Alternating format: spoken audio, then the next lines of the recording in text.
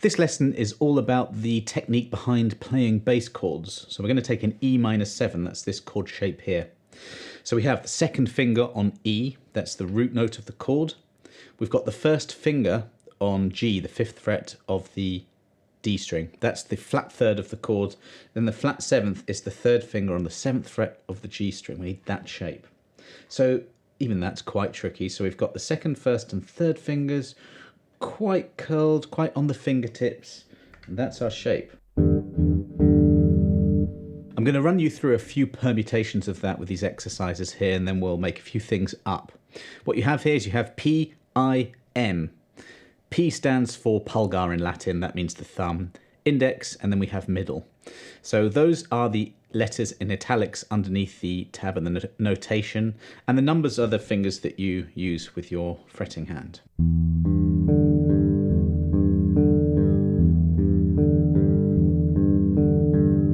As we do this first one, which is thumb, index, middle, index, I'll explain the technique. So if I just shift around a bit here and play.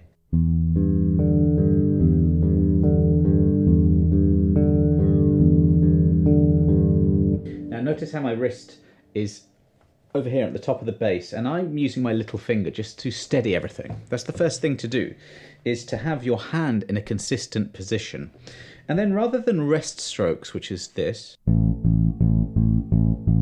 you pluck and you rest on a string, we're doing what's called free strokes here. This is very much borrowed from classical guitar technique. So I've got the thumb, index, middle. And that's a free stroke. It's where you pluck and you come away from the bass, being careful not to pluck too hard so that you get, you know, that kind of slapping sound. We don't want that. We just want quite a gentle sound. So I'm going thumb, index, middle, index in 8th notes.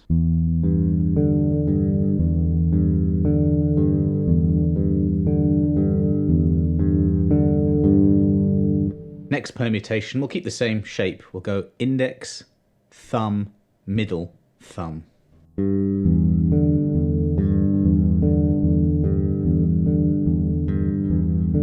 You don't have to have any fingers steadying on the body of the bass, but you can if you want.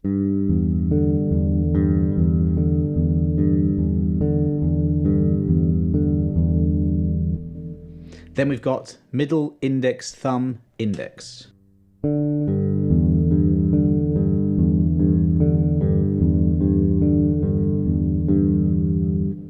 So use those exercises just to get the coordination together, just to get the actual technique itself together. And then you can change things around a bit. So, you know, you can make up any order that you like of these fingers. I'll go back to thumb, index, middle, index.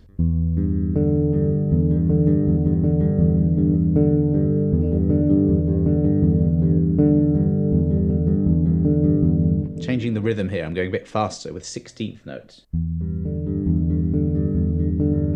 I find that keeping my wrist here and keeping at least one finger on the body of the bass keeps things really consistent. But like I say, you don't have to put any fingers there. The other thing you can do is pluck all the notes together at the same time, or thumb and then the other two, index, middle, thumb. You can do any combination you like.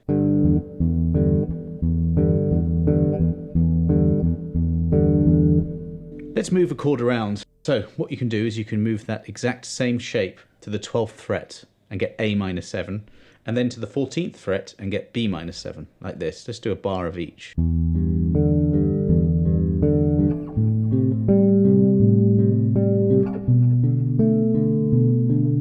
Let's come back down to A minor 7. Let's add in a drum beat to that.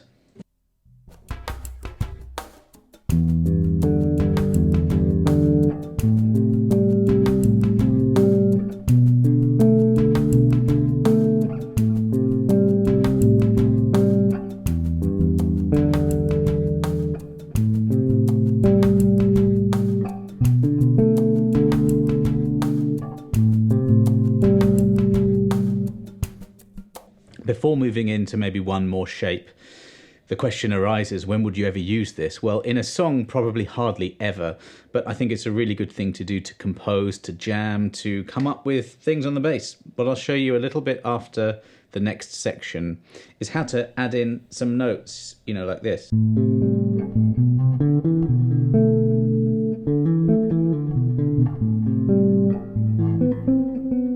Melody with chords, that sounds really, really great on bass. I'll just show you one more shape, which is a major seventh shape. So what you can do is this, just keep this shape exactly the same, the minor seventh shape. And where your first and third finger are, just put those up one fret.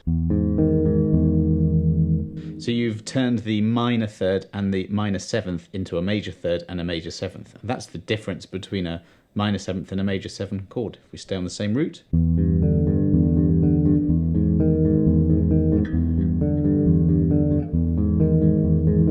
Kind of twisting about that thumb behind the neck just to pivot and get those fingers in. Now if we return to that chord progression before, the thing you want to get with chords is to maintain a shape and get a very quick hand shift in like this.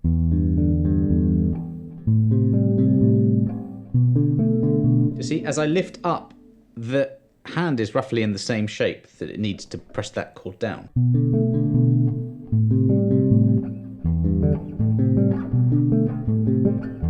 That will be the thing that will be difficult shifting in terms of this hand anyway. Then obviously this hand I was just doing thumb, index, middle there, like this. See how each digit is taking care of a particular string. We're not really doing it in this lesson, but if you wanted to move around.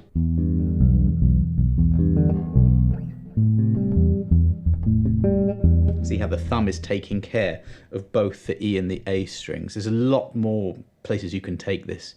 In fact, I have a music theory course that goes into this in a lot more detail, and how you can take harmony from the major scale, the natural minor scale, the harmonic minor and the melodic minor. I'll put a link below if you're interested in that. So just if you want to play around with this, what I was doing in the intro was just something I was making up really before this lesson, and I just felt really inspired, especially with some effects going on. I've got Waves CLA guitar plugin, get a bit of delay and reverb, really like that sound.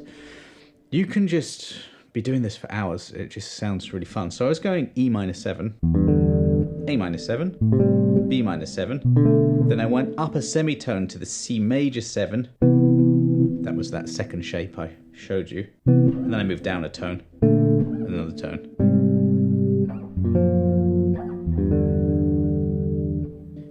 Chords fit into keys, so if you harmonize a scale you can play the chords that come from that scale. But you can also move chords around randomly and they can sound really good.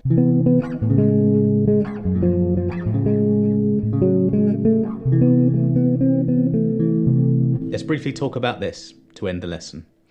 What I'm doing here is I'm playing a chord and then I'm playing some notes around it. This brings up an incredibly useful and interesting area of music, which is chord-scale relationships. What is a chord? Well, a chord is 3 or more notes played together, and those chords come from a scale or a mode. And there are loads of scales and loads of modes. So you can play a chord, let's go back to E minor 7. Now this came from somewhere. That's a very common scale. It's a natural minor scale. If you play notes together at the same time from that scale, you get a chord, and you can get different voicings. And if you know the scale, and in more than one position like this, that's 1 octave, but if I keep going, even just 3 notes, I get that.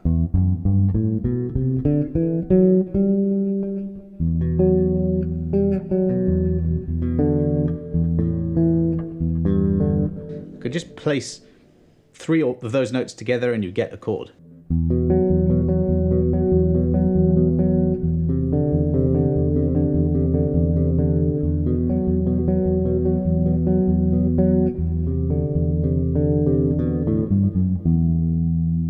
That's one thing you can do, just play a scale, you can use your thumb.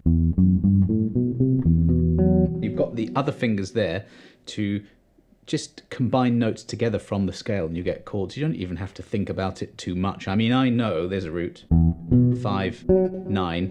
That's a great voicing, I know that. But you don't have to know that, you can just randomly put some notes together from the scale.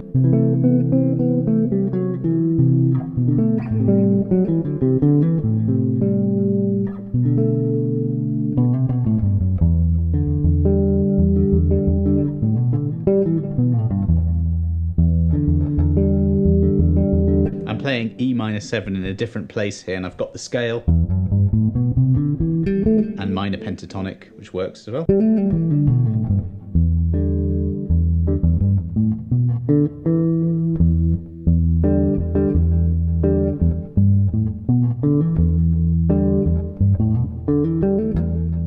See, the technique is the same here. Thumb, index, middle, doing these free strokes. Bit of hammer on there.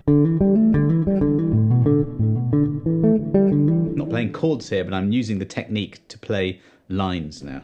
You can intersperse those lines with chords.